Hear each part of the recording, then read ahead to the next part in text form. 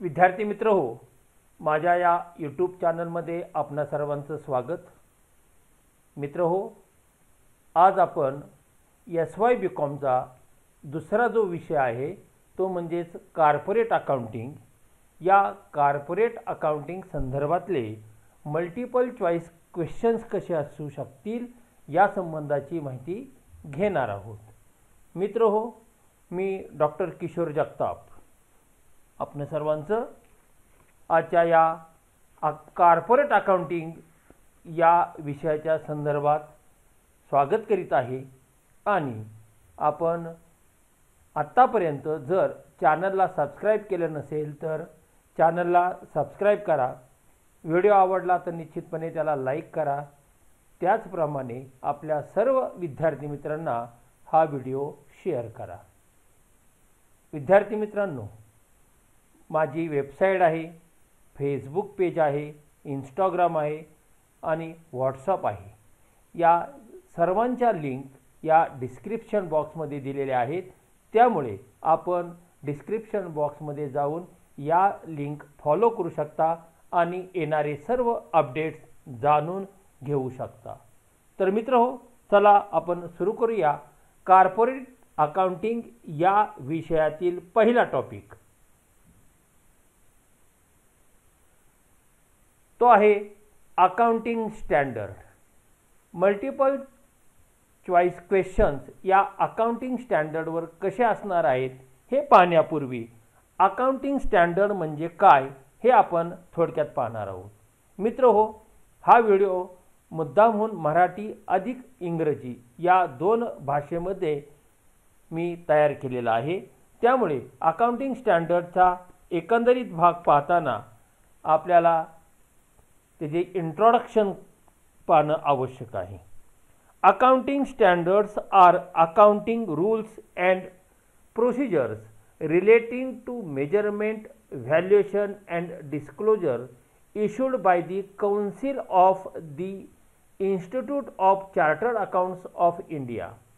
Accounting standards are stated to be the norms of accounting policies and practices by way of guidelines that should be followed while preparing accounts and disclosed in the annual financial statement.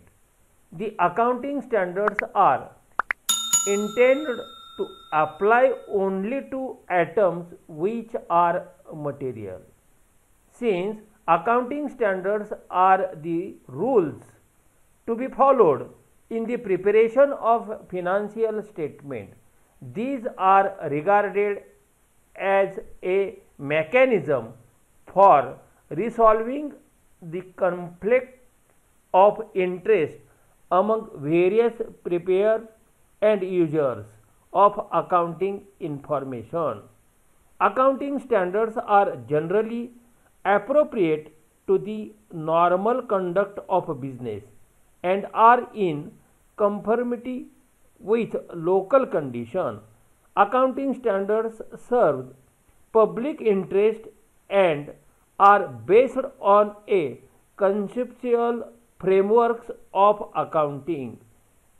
Necessarily, the utility of accounting standards results in a consequential improvement in the quality of preparation of financial statement. आता या ठिकाणी वारंवार जो भाग उल्लेख केलेला आहे तो म्हणजे फिनान्शियल स्टेटमेंट. फिनान्शियल स्टेटमेंट म्हणजेच तुमचे trading, profit and loss account, balance sheet या सर्वांना एकत्रितपणे फिनान्शियल स्टेटमेंट असं संबोधलं जातं. आता हे फिनान्शियल स्टेटमेंट प्रिपेअर करताना प्रामुख्याने जे नियम दिलेले, जो स्टँडर्ड दिलेला आहे अकाउंटिंगच्या संदर्भात, त्या स्टँडर्डप्रमाणेच हे सगळे फिनान्शियल स्टेटमेंट प्रिपेअर करणं आवश्यक आहे. यामध्ये बॅलन्स शीट, असेट आणि लायबिलिटीला ज्या असेट आणि लायबिलिटी रेकॉर्ड केलेल्या आहेत त्या सर्व कशा रेकॉर्ड कराव्यात, कोणत्या व्हॅल्यूने रेकॉर्ड कराव्यात या संबंधीचे स्टँडर्ड प्रत्येक असेट आणि लायबिलिटीच्या संदर्भात दिलेले आहेत. उदाहरणार्थ गुडविल संबंधी स्वतंत्र अकाउंटिंग स्टँडर्ड आहे, फिक्स असेट संबंधी स्वतंत्र अकाउंटिंग स्टँडर्ड आहे, डेप्रिशिएशन संबंधी स्वतंत्र अकाउंटिंग स्टँडर्ड आहे. फॉर एक्झाम्पल आपण या ठिकाणी हे पाहिलेलं आहे. याचाच अर्थ असा की फिनान्शियल स्टेटमेंटमध्ये जे ॲटम येतात त्या ॲटमचं रिपोर्टिंग, रेकॉर्डिंग, त्याचं व्हॅल्युएशन या संदर्भातले जे नियम आहेत त्या नियमांना आपण थोडक्यात अकाउंटिंग स्टँडर्ड असं म्हणू शकतो. आता या अकाउंटिंग स्टँडर्डवर कसे मल्टिपल चॉईस क्वेश्चन येऊ शकतात त्याचा मागोवा आपण या टॉपिकमध्ये घेणार आहोत. तर चला सुरू करूया multiple choice question. Question number 1, accounting standards are. काय आहे हे? मगाशीच तुम्हाला थेरी त्या ठिकाणी सांगताना मी असं म्हटलेलं आहे. ते काय आहेत? अकाउंटिंग रूल आहे, अकाउंटिंग प्रोसिजर आहे आणि अकाउंटिंग पॉलिसी आहे. म्हणजेच ए, बी आणि सी या सर्वांना मिळून अकाउंटिंग स्टँडर्ड असं संबोधलं जातं आणि म्हणून उत्तर आहे D, all of these. Question number 2, accounting standards are. हे अकाउंटिंग स्टँडर्ड नियम जे आहे, रूल्स जे आहेत ते प्रत्येक बिझनेस ऑर्गनायझेशनने पाळणे आवश्यक आहे का त्यांना त्या ठिकाणी कंपल्सरी केलेलं नाही. तर प्रत्येक बिझनेस ऑर्गनायझेशनला अकाउंटिंग स्टँडर्ड पाळूनच आपले फिनान्शियल स्टेटमेंट केले पाहिजे. म्हणजेच ते काय केलेले आहे? त्यांनी सक्ती केलेली आहे, मॅन्डेटरी केलेलं आहे आणि म्हणून आन्सर आहे A. Question number 3, accounting standards are issued by the council of. Theoretically part सांगत असतानाच मी तुम्हाला सांगितलं होतं की कोणत्या काउन्सिलने किंवा बोर्डाने हे स्टँडर्ड फिक्स केलेले आहे, इश्यू केलेले आहेत. तर the institute of chartered accounts of India. Cost आणि वर्क अकाउंट आणि कंपनी सेक्रेटरी यांचा संबंध नाही आणि म्हणून आपलं आन्सर आहे A. Question number 4, accounting standard 5. एकंदरीत जे अकाउंटिंग स्टँडर्ड्स आहेत त्यातले तुम्हाला अकाउंटिंग स्टँडर्ड 5, 6, 10, 14 आणि 21 असे 5च अकाउंटिंग स्टँडर्ड आहेत. मग त्यामधला 5वा अकाउंटिंग स्टँडर्ड हा कशाशी संबंधित आहे याची माहिती तुम्हाला असणं आवश्यक आहे आणि तो आहे नेट प्रॉफिट ऑर लॉस या संदर्भातला. म्हणून आपलं उत्तर आहे B. Question number 5, accounting standard 6 deals with. कशाशी तो संबंधित आहे? तर बिझनेस ऑर्गनायझेशनच्या डेप्रिसिएशन अकाउंटिंग संबंधात तो असल्यामुळे नॅचरली आन्सर आहे A. Question number 6, accounting standard 10 deals with. Accounting standard 10 हा कशाशी संबंधित आहे? तर अकाउंटिंग स्टँडर्ड हा फिक्स असेटशी संबंधित आहे आणि म्हणून आपण आन्सर सांगू सी. फिक्स असेट म्हणजे land, building, plant, machinery, furniture etcetera. उत्तर आहे C. Question number 7, accounting standard 14 deals with. आता हे 14 नंबरचं अकाउंटिंग स्टँडर्ड हे कशाशी संबंधित आहे? तर ते आहे अमलगमेशन ऑफ दी ऑर्गनायझेशन.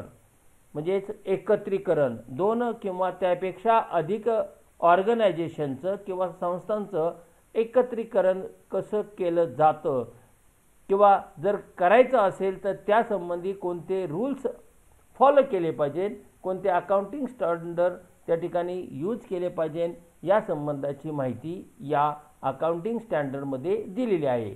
त्यामुळे उत्तर आहे D. Question number 8, accounting standard 21 deals with. 21 नंबरचं अकाउंटिंग स्टँडर्ड हे कन्सॉलिडेटेड फिनान्शियल स्टेटमेंटच्या संदर्भात आहे.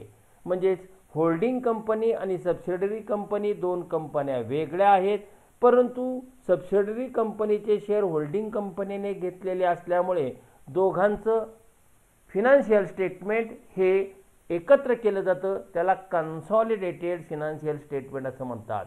त्या संदर्भात हे अकाउंटिंग स्टँडर्ड 21 आहे. उत्तर ए.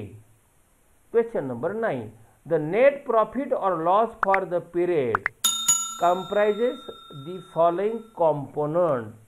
काय आहे तो? प्रॉफिट और loss for ordinary activities, profit और लॉस फ्रॉम एक्स्ट्राऑर्डिनरी आयटम्स. या दोन्ही संदर्भात प्रामुख्याने नेट प्रॉफिट किंवा लॉस पाहावा लागतो आणि त्या संबंधात तुम्हाला ते नेट प्रॉफिट और लॉस संबंधातलं अकाउंटिंग स्टँडर्ड दिलेलं आहे आणि म्हणून उत्तर आहे C, both A and B. Question number 10. A separate disclosure. Disclosure याचा अर्थ काय? क्लोज याचा अर्थ काय? बंद. आणि डिस्क्लोज ओपन. म्हणजे हा डिस्क्लोज शब्द हा क्लोजच्या अपोजिट आहे. ए separate disclose of items of income and expenses is necessary in the following cases. कोणत्या कोणत्या केसेस पहा. प्रॉफिट और लॉस म्हणजे हे सर्व अकाउंटिंग स्टँडर्ड 5 संदर्भातल्या माहिती आहेत. प्रॉफिट और loss of disposal of items of fix asset, profit और loss of disposal of long term investment, litigation settlement. हो, या तिन्हींच्याही संदर्भात ते आहे आणि म्हणून उत्तर आहे D, all of these. Question number 11. The amount of depreciation. आता आपण आलोय अकाउंटिंग स्टँडर्ड 6 डेप्रिसिएशन संदर्भात. The amount of depreciation to be charge for a particular fix asset will depend on cost of asset, useful life of asset, residual value of asset. म्हणजेच पहा, तुम्हाला डेप्रिसिएशनचा formula जर त्या ठिकाणी माहिती असेल तर याचं उत्तर तुम्हाला सांगता येईल. मग त्यामध्ये आपण कॉस्ट घेत होतो, त्या असेटचं लाईफ घेत होतो आणि त्याची स्क्रॅप व्हॅल्यू घेत होतो, बरोबर ना. म्हणजेच कॉस्ट, लाईफ आणि स्क्रॅप व्हॅल्यू हे तिन्ही त्यामध्ये समाविष्ट आहेत आणि म्हणून उत्तर आहे D, all of these. Question number 12. Which are the methods of depreciation. डेप्रिसिएशनच्या कोणत्या मेथड आहेत? तर रिटर्न डाऊन व्हॅल्यू मेथड किंवा त्याला दुसरं नाव आहे डिमिनिशिंग बॅलन्स मेथड. डेप्रिसिएशनची दुसरी मेथड आहे स्ट्रेट लाईन मेथड किंवा fixed installment method. Written down याचा अर्थ 1,00,000 रुपयाची कॉस्ट असेल त्या असेटची, 10% डेप्रिसिएशनचं 10% वजा करा, म्हणजेच 10,000 वजा करा, 90,000 येईल. 90,000वर पुन्हा 10% 9,000 अशा पद्धतीने. आणि स्ट्रेट लाईन याचा अर्थ 1,00,000 त्या असेटची किंमत आहे, डेप्रिसिएशनचा रेट आहे फिक्स 10% म्हणजे 10,000, म्हणजेच 1,00,000मधून 10,000 जाऊ द्यात, 90,000, 90,000मधून 10,000 वजा करा, 80,000 म्हणजे 10,000 स्ट्रेट त्या पूर्णतः असेटचं लाईफ असेपर्यंत तुम्हाला डेप्रिसिएशन कॅल्क्युलेट करता येईल आणि म्हणून आपल्याला म्हणता येईल या दोन्ही मेथड डेप्रिसिएशनच्या आहेत. That is C, both A and B. Question number 13. Which asset is not included in fix asset. तुम्हाला 4 असेट दिल्यात, त्यातल्या कुठली असेट ही फिक्स असेट नाही? तर गुडविल. कारण बिल्डिंग, फर्निचर, मशिनरी या फिक्स असेट आहे आणि गुडविल इंटँजिबल असेट आहे. Question number 14. The main motives of amalgamation. Amalgamation याचा अर्थ 2 बिझनेस ऑर्गनायझेशनचं एकत्रीकरण करणे. मग काय आहे मोटिव्ह अमलगमेशनचा? Achieving economic of scale, encouraging diversification, enhancing operating efficiency. हे तिन्ही त्याचे मोटिव्ह आहेत आणि म्हणून उत्तर आहे D, all of these. Question number 15. As per accounting standard 14 and amalgamation may be. मुळात अमलगमेशनचं जे अकाउंटिंग स्टँडर्ड आहे ते 14 आहे. त्यानुसार in the nature of merger, in the nature of purchase. Amalgamation merger एकत्र, मर्जर म्हणजे एकत्र होणे, परचेस म्हणजे एका ऑर्गनायझेशनने दुसऱ्या ऑर्गनायझेशनचा बिझनेस परचेस करणे. या दोन्हींचाही अर्थ अमलगमेशन आहे आणि म्हणून उत्तर आहे C, both A and B. Question number 16. What is parent किंवा होल्डिंग कंपनी. होल्डिंग कंपनी म्हणजे काय? इट इज अन एंटरप्राइजेस और ऑर्गनायझेशन किंवा बिझनेस कन्सर्न काही म्हणा, that has 1 or more subsidiary, जिच्या दुय्यम ज्या शाखा आहेत अशी कंपनी हो. It is an enterprises that is controlled by another enterprises म्हणजे सबसिडरी कंपनी. ए आहे होल्डिंग कंपनी म्हणजे पेरेंट कंपनी आणि बी दिलेली आहे ती सबसिडरी कंपनी आणि म्हणून उत्तर आहे आपलं A. Question number 17. What is subsidiary company? आत्ताच तुम्हाला सांगितलेलं आहे. It is an enterprises that is controlled by holding company that is another company B. Question number 18. A company which purchasing more than 50% of the equity shares voting power of an enterprise is known as parent company or holding company. 50% पेक्षा जास्त भाग खरेदी करून त्यावर नियंत्रण ठेवणारी company म्हणजे holding company आणि ज्या कंपनीवर नियंत्रण ठेवलं जातं ती subsidiary company A holding company. Question number 19. What is IFRS? खरं तर हे माहिती असणं आवश्यक आहे कारण पुढे जाताना तुम्हाला याचा फार उपयोग होणार आहे. IFRSचा फुल फॉर्म आहे international financial reporting standard that is a. Question number 20. AS is stands for. AS काय आहे? आतापर्यंत आपण 19 प्रश्न पाहिले दॅट इज अकाउंटिंग स्टँडर्ड आणि म्हणून आन्सर आहे ए. विद्यार्थी मित्रांनो, आता यानंतरचा जो आपण चॅप्टर पाहणार आहोत कॉर्पोरेट अकाउंटिंग मधला तो म्हणजेच कंपनी फायनल अकाउंट.